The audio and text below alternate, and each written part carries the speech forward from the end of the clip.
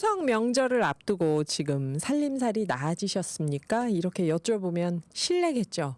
지금 많은 분들이 힘들어 하시는데요. 그런데 이분들께는 꼭 여쭤보고 싶었습니다. 버스 차고지와 대형마트 주차장에 시민 태양광 설치해서 운영하고 있는 시민들, 이분들께는 햇빛 발전으로 살림살이가 좀 나아지셨는지 여쭤보고 싶더라고요. 윤은상 수원시민 햇빛발전 사회적 협동조합 이사장님 모셨습니다. 안녕하세요. 네, 안녕하세요.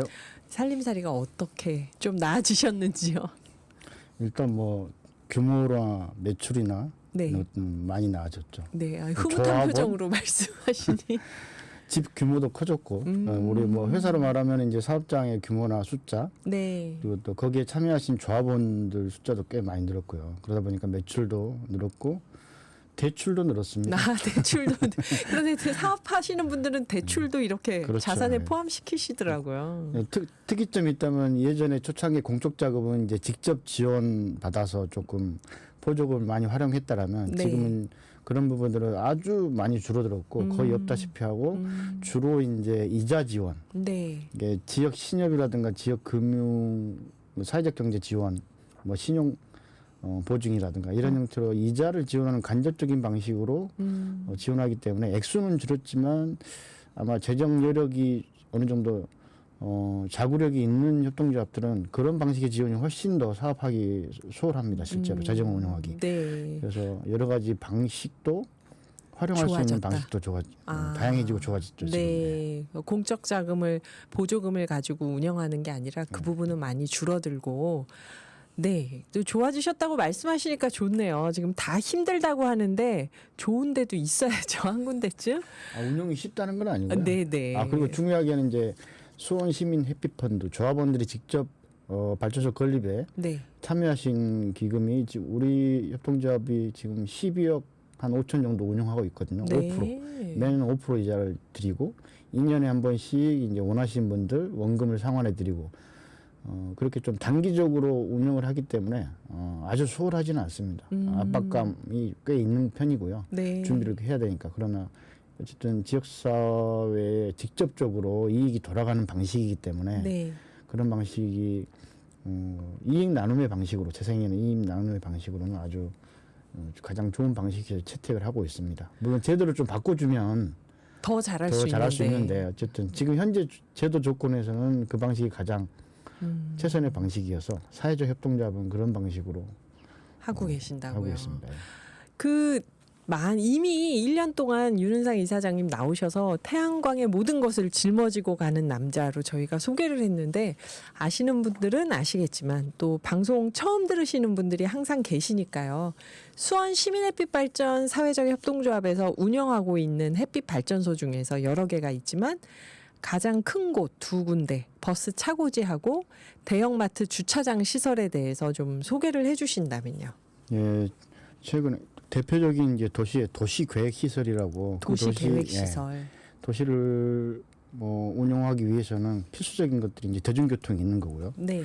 또 농수산물 유통 어떤 센터라든가 그런 기관들이 있잖아요. 그래서 그 대표적인 두 곳에 지난 2021년 7월달에 또 올해 7월달에 네. 어떻게 딱딱 7월달에 발전을 개시했습니다. 이렇게 준비해서 그래서 두 곳을 합하면은 거의 1,500 킬로와트를 넘죠. 그래서 상당한 재원이 많이 투여됐고 약 25억 정도의 재원이 투여됐고 그 중에 시민 펀드만 해서 한 18억 원 정도가 투여됐습니다. 시민 펀드로 18억을요. 네. 그리고 나머지 한 8억 정도를 이제 대출과 보조금이라든가 이자 지원 그리고 경기도 기후위기 특별 보증이나 이런 여러 가지 공적 자금 지원 제도, 이자 지원 제도를 활용해서 나머지 재원을 충당했습니다. 대부분 지역 사회 기반으로 재원을 마련했기 때문에 어쨌든 이익 순환하는 과정이나 공간 자체가 경기도나 이제 수원 관내에서 발전 수익이 다 돌게 돼 있습니다. 그렇네요. 그리고 버스 차고지하고 대형마트면은 그 시민들이 오며 가며 볼 수 있는 곳에 태양광 시설이 있는 거니까 이게 홍보 효과도 있을 테고. 버스 차고지는 이제 다중 이용 시설은 아니고 저처럼 졸다가 종점 가는 사람들은 종점에 있기 한 때문에 번씩 갑니다. 네. 버스 회사들과 그리고 수원시와 긴밀한 협조를 네. 통해서 이제 발전 시설을 구축했어야 됐었고 전국 최초로 아마 협동조합이 대규모 이게 1만 평 정도 좀 안 되죠. 네. 그 넓은 곳에다가 약 820kW 정도 발전소를 건립을 했던 거고 거기에 이제 전기차 충전 시설의 부대 시설로서 필수 시설로서 들어갔기 때문에 어르신들 말로 누이 좋고 매부 좋고 서로가 윈윈할 수 있는 방식. 저기도 필요하고 우리는 부지가 필요하고 저쪽에서는 이제 비를 가려주는 시설이 필요했고 네. 따로 하려면 비용도 많이 들고 그러는데 네. 서로가 필요한 것들을 충족시켜 줌으로써 이제 그런 것들을 상쇄시켰던 그런 좋은 계기가 있고. 그러면 다른 버스 차고지에서도 전기차 충전소 있는데 이 태양광 시설을 하게 되면 좋겠네요. 그 시점과 과정이 딱 맞아 떨어지면 좋은데 지자체마다 그리고 버스 회사가 스스로 도시계획 시설로 차고지를 조성해가지고 운영하는 데가 있고 네. 이게 광교 차고지라고 하고 이제 수원 동부 공영버스 차고지라고 하는 이런 데는 이제 도시계획을 하면서 수원 공유지에다가 직접 조성을 차고지를 한 해서 거고. 버스 차고지를 만들어서 네. 버스 회사들한테 임대해서 운영하는 겁니다. 네. 차고지 자체를. 이제 그런 곳에 할 때는 수원시 공유지이기 때문에 그 민관 산 긴밀한 협조가 좀 필요한 거고요. 그리고 그렇지 않은 민간에서 직접 운영하는 것 같은 경우는 그 버스 회사 자체적으로 하고 있습니다만은 지금 사례가 그렇게 빠르게 늘지는 않아요. 아하. 속도가. 아. 왜냐하면 그 서로가 이해관계를 조율하는 게 만만치가 않거든요. 그래서 시흥이 지금 거의 완공됐고요. 네. 수원보다 더 크게 1메가 넘게 거기는 완공됐습니다. 버스 차고지예요. 예, 예. 수원 사례를 봐서 이제 한 건데 그 다음 순번들이 쭉쭉쭉 빠르게 나와줘야 되는데 그렇게 네. 빠른 속도로 차고지 쪽에 버스 차고지 쪽에 발전소를 짓는 게 확산되고 있지는 않고 그리고 지자체나 운수회사들이 전기 버스를 도입하려면 자체 재원을 많이 동원해야 되거든요. 네. 준비가 안 되면은 또 전기 버스 도입을 못하기 때문에 그런 것들이 마저 좀 떨어져 주면 아주 속도가 날 수 있는 여건이 되는 거죠. 네. 윤은상 수원시민햇빛발전 사회적 협동조합 이사장님과 시민태양광 운영 현황에 대해서 들어보고 있는데요.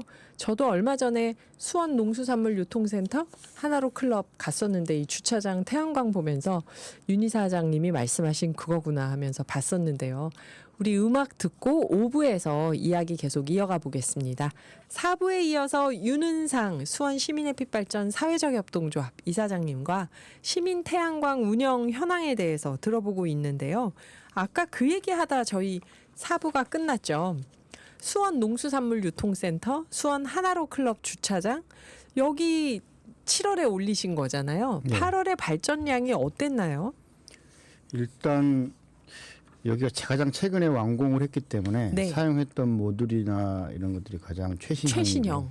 특히나 이전과 다르게 양면형 모듈을 사용했고요. 아, 양면형 태양광이요. 요즘 그리고 예전 같으면은 이제 어느 한 귀퉁이 이렇게 그늘이 지게 되면은 네. 전체 모듈의 출력에 영향을 받았거든요. 아, 일부만 그늘이 져도. 네. 네. 근데 지금은 기술적으로 셀 자체도 이제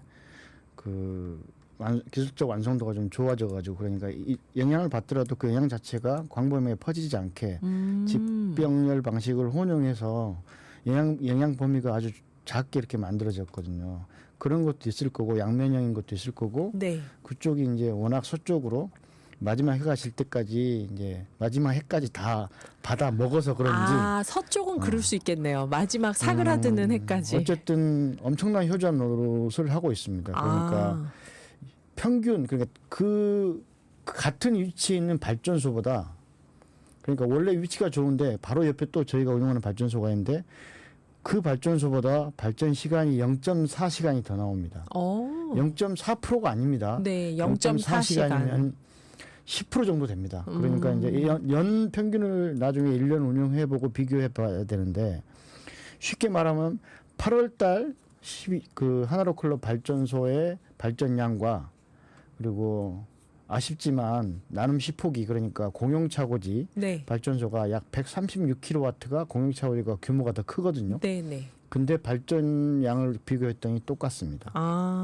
그러니까 아쉽기도 하고 한쪽은 휴자인데 둘 다 잘 됐으면 좋겠는데 어쨌든 차이가 많이 나고 하나는 평균 이상으로 굉장히 효율이 좋고 지금 위치라든가 그 햇빛을 잘 받는 곳이고 지형 지물을 봤을 때 그늘도 잘 지지 않고 네. 근데 시포기는 많이 기대했었는데 평균보다 약간 밑도입니다. 예, 그런 차이가 좀 있습니다. 시포기가 약간 밑도는 거는 뭐 저는 아무래도 그렇게 기대하지 않았고 굉장히 11호기처럼 네. 거기가 차고지니까 주변에 그늘도 잘 지지 않고 지형 지물도 없어서 바람도 잘 통해서 굉장히 연 평균 전국 평균보다 더 나올 줄 알았더니 네, 안 네. 나와요. 원인을 한번 찾아봐야 되는데 아하. 이게 근데 지금 말씀하신 것처럼 양면형 태양광으로 하고 일부 그늘이 져도 나머지 모듈에서 영향을 받지 않도록 하고 하는 이런 기술 개발이 계속 그런 것들은 되는 많이 거네요. 좋아지고 있습니다. 뭐 우리 발전소뿐만 아니라 그런 것들은 가장 최신의 모듈을 사용하게 되면 그런 기술적인 부분들이 효율을 올리는 부분들이 반영돼 있기 때문에 네. 특별하게 우리 발전소만 그렇다고 볼 수는 없는 거고 그러니까요. 위치적 영향이라든가 양면형 쓰는 영향 그리고 셀 자체의 기술력이 좋아진 영향 이런 것들 복합적으로 봤을 때 그래도 기대하는 수치가 있었는데 하여튼 그 위치가 갖는 특성이 굉장히 좋은 것 같아요. 네, 지금 저희가 화면으로 수원 하나로 클럽 주차장 보여드릴 텐데요. 가장 오른쪽에 있는 네, 저 지상 주차장의 위에 있는 발전소입니다. 저도 저기 가보니까 진짜 탁 트인 공간이긴 하더라고요. 근데 말씀하신 것처럼 기술적 발전이면 앞으로 태양광 효율이 계속 더 좋아진다고 생각하면 뭐 재생에너지 발전량 비교를 할 때 단위 면적당 계속 효율이 좋아진다고 하면 단위 훨씬 면적당 더 많이 더 감당할 수 많은 있겠어요. 용량의 와트 수를 올릴 수 있죠. 그렇게 되겠네요. 또 요즘 한낮의 태양이 8월은 정말 강렬했죠. 아직도 누그러지지 않고 있는데 이게 햇빛 발전하는 데는 아무래도 도움이 되겠죠.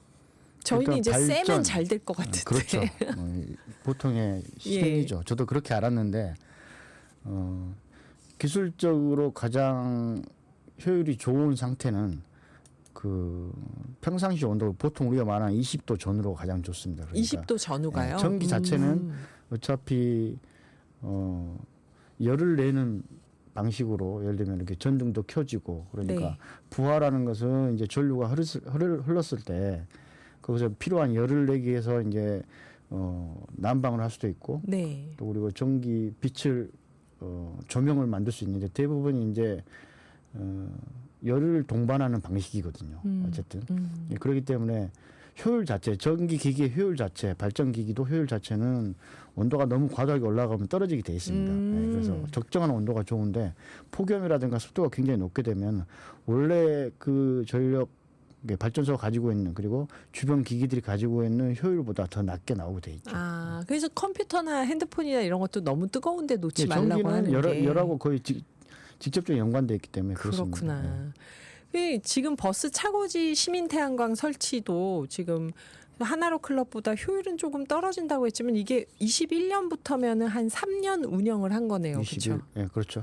지금도 뭐 문제가 없겠죠. 아무런. 큰 문제는 없습니다. 네. 전국 평균 발전 시간으로 따지면은 그러니까 하루에 4시간 발전한다 그러면은 1시간 했을 때 그 발전 용량이 가지고 있는 게 100% 출력을 한다. 4시간 동안. 네, 네. 그렇게 계산한 거거든요. 그러니까 그거보다 약간 0.12시간이 떨어지는데 뭐 그래도 만족스러운 수치는 나오지만 그렇죠. 아쉽죠.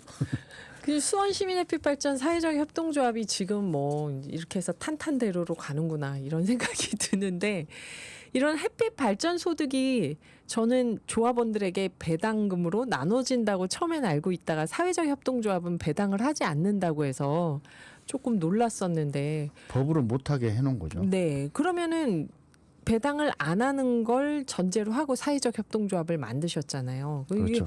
햇빛 발전으로 이런 소득이 생기면은 그럼 계속 쌓아두는 건 아니잖아요. 이건 어떻게 그러면 사회 환원을 일단 하는 사회적 건가요? 협동조합을 통해서 재생에너지 시설을 구축하고 네, 또 우리가 사용하는 전력을 조금이라도 재생에너지로 깨끗한 전력으로 대체해보자 하는 초기에 그런 선의에 여러분들이 뜻을 모아줬지만 이게 지속 가능하려면 자기의 자산을 또 안정적으로 그렇죠. 투여하고 예, 또 예. 순환 구조 안에서 돌려받고 기여도에 따라서 이자도 좀 이율도 얻고 이런 방식으로 해야 여러 사람들이 관심을 갖고 지속적으로 할 수 있는데 네. 그게 아무리 선의에 기대더라도 한계가 있는 거죠. 그러니까 사회적 협동조합들이 재원 마련하는 방식이 가장 지금 힘듭니다. 대부분 전국 협동조합들이 일반 협동조합 방식을 채택하고 있어서 네. 뭐 안양 협동조합이라든가 고양 협동조합 이게 시도마다 몇 개씩 있는데 대부분은 일반 협동조합인데 이제 사회적 협동조합들은 그렇게 재원 마련하는 방식이 어려움이 있는데 그래서 조합원들 차입 방식으로 재원을 마련하지만 네. 그 방식은 우리 기재부에서도 그 세제 개편을 해달라고 이제 많은 요청을 했지만 어쨌든 일반적인 자본금을 협동조합 자본금을 통한 이익 배당 방식이 아니고 또 은행 예금이나 통한 예적금을 통한 이자를 받는 방식이 아니고 투자 소득으로 보더라고요. 그래서 보통 예적금 같은 경우는 뭐 14.5%라든가 15% 정도 이자 소득세를 떼는데 이건 27.5%를 뗍니다. 그러다 보니까 네. 그 방식으로 하면 조합원들이 많이 펀드에 참여하시긴 하지만은 그 이자 소득세 때문에 또 주춤 맞아요. 망설이시고 그런 부분이 있습니다. 그래서 네. 저희를 똑같이 불특정 다수가 아니고 조합원들 대상으로 고유 목적 사업을 위한 기금 조성을 하기 때문에 출자 이익 배당에 준하는 비슷하게 좀 대우를 해달라. 그렇지만 어쨌든 관련 제도는 개선되지 않고 있는 거죠. 그러면 그 햇빛 발전 소득으로 그 이자는 많이 나가고 있습니다. 네. 1년에 우리가 아까 12억 5천 정도 펀드를 지금 운영하고 있고 네. 매년 뭐 2년마다 원금 상환하니까 조금 달라지고 신규 사업하면서 늘어나기도 하고 그러는데 네. 올해 이제 5억 정도 더 해가지고 12억 5천인데 내년에 한 6,500 정도 이자가 나가고 원금은 예상하기는 2년이 돌아오기 때문에 한 3억 정도 원금이 상환되지 않을까 예상하고 있습니다. 네. 오늘 막 소상히 협동조합이 운영되는 살림살이를 물어보셔가지고 지금 살림살이를 아주 꼼꼼하게 그 말씀까지 안 해주셔도 되는데 하면서 제가 그래야 또 귀담아 많이 들었습니다. 관심 가지시죠. 네, 네, 네. 이렇게 투명하게 운영하고 있습니다. 맞아요. 노래 한 곡 듣고 잠깐 쉬었다가 또 계속 이어가 보겠습니다. 네, 유튜브 실시간 댓글창 보니까 시니컬의 매력 윤은상 이사장님 환영합니다. 이런 얘기도 있는데 오늘 윤은상 이사장님이 협동조합 지금 잘 되는 거 말씀하시다 잠시 오늘은 시니컬을 내려놓고 얘기를 해주고 계십니다. 사회적 협동조합이 이제 말씀을 하셨어요. 그 살림살이에 대해서 자세히 말씀을 해주셨는데 투명하게 운영되고 있는 것. 근데 우리 동네에 사회적 협동조합이 생긴다고 했을 때 지역 주민들이 막 박수 치면서 좋아할 수 있는 무언가가 있는지 아니면 조합원들끼리만 그냥 좋은 건지 그것도 좀 궁금하거든요. 일단 사회적 협동조합과 사회적 기업이라고 하면은 보통 사회적이란 말이 붙기도 했지만 네. 물론 기업이나 그러니까 재화를 생산하거나 상품을 만들어서 이제 배분하는 일반 기업도 당연히 사회적 기능이 있는 거죠. 이제 특히 사회적 경제 이렇게 보면은 당장 우리가 현 시점에서 미래에 해결해야 될 사회적 과제, 시급한 과제를 경제 활동이란 방식으로 네. 다수가 함께 모여서 뭐 돈이면 돈, 또 지식이면 지식 이런 것들을 모아서 그 지역 사회 또는 어느 나라의 한 사회의 문제를 해결하는 네. 방식으로서 채택하는 경제 활동이거든요. 그러면 우리나라 전 세계나 우리나라나 석탄 화력 발전소가 온실가스 배출의 25%를 지금 당장도 배출되고 있는데 네. 이걸 빠르게 퇴출하고 재생에너지로 대체하는 게 어쨌든 수치적으로는 제1 목표입니다. 가장 단기간에 달성해야 될 기후위기 대응 목표이기 때문에 가능한 이런 대도시에서 저 멀리서 그런 화력발전소에 전력을 갖다 쓰는 이런 대도시에서 이런 협동조합들이 많이 생겨서 또 도시의 여러 가지 구조물, 공유재산을 비롯해서 개인재산이라든가 도로, 철도, 그리고 도시에 있는 여러 가지 망들이 있잖아요. 네. 그런 공간들을 이용해서 발전소를 지어서 화력발전소, 특히 석탄 화력발전소를 대체하는 게 제1 과제, 숙명인 거죠.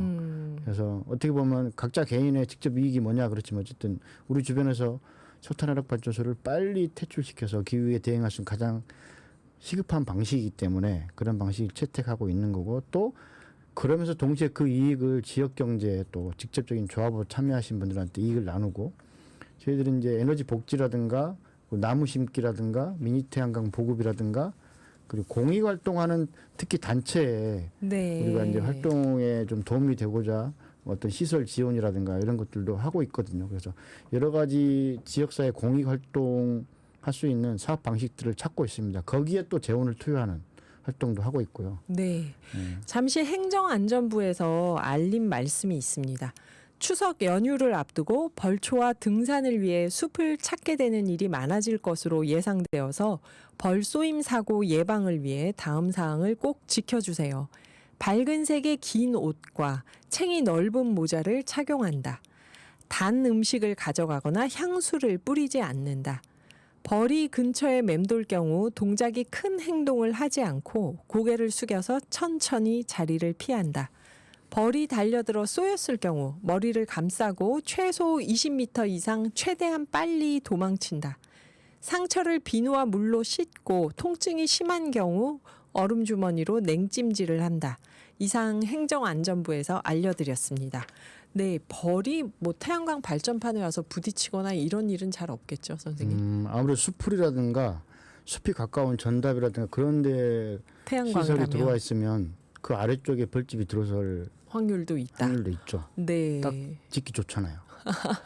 그렇네요. 그 아래 곤충들도 살기 좋고 사회적 협동조합이 그 재생에너지 생산에 기여하면서 또 지역 사회에 이익이 돌아가도록 하는 여러 사회적 활동을 하는 설명을 해주셨는데요.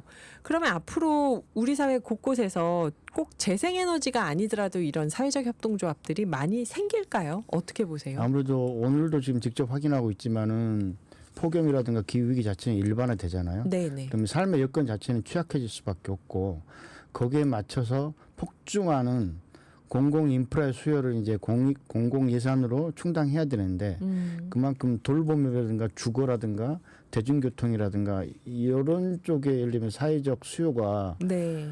공공 부분이든 민간 부분이 늘어날 수밖에 없거든요. 그래서 그런 부분에서 사회적 협동조합, 특히 협동조합들이 사회적 경제 활동으로서 자기 가까운 곳의 필요를 충당해주고 또 거기서 나오는 이익을 또 지역에 직접 다시 투여할 수 있는 그런 순환 경제를 만들 수 있는 거고 재생에너지도 가까운 곳에 생산해가지고 가까운 곳에서 사용하고 사용하면서 만들어진 비용을 통한 또 이익도 직접 지역에서 이렇게 순환시키기 때문에 네. 그런 지역 경제 활성화 효과도 굉장히 있는 거고 아무래도 고용 유발 효과도 상당할 수밖에 없죠. 왜냐하면 대형 발전소보다는 아무래도 이렇게 분산되어 있는 크고 작은 발전소들을 지었을 때 운용했을 때 이해관계가 가장 다양화되고 그물망이 촘촘하기 때문에 아무래도 네. 고용 효과도 더 크다고 볼 수 있습니다. 네. 고용 효과까지 지역 사회에서 그 또 사회적 협동조합이 아까 배당이 없다고 이제 얘기를 해주셨는데 물론 시민 펀드에 참여해서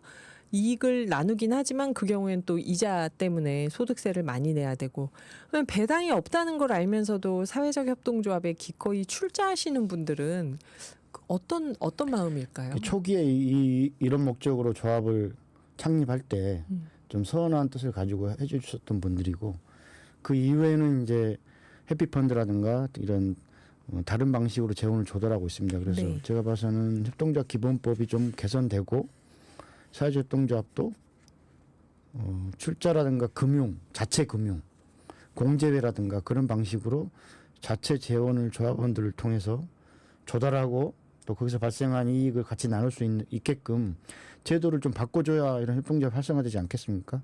지금 여건으로는 사회적 협동조합들이 솔직히 너무 힘듭니다. 재원 마련하기가. 실제로. 이건 네. 뭐 현실이니까 어쩔 수가 없는 거죠. 동기부여가 약할 수밖에 없죠.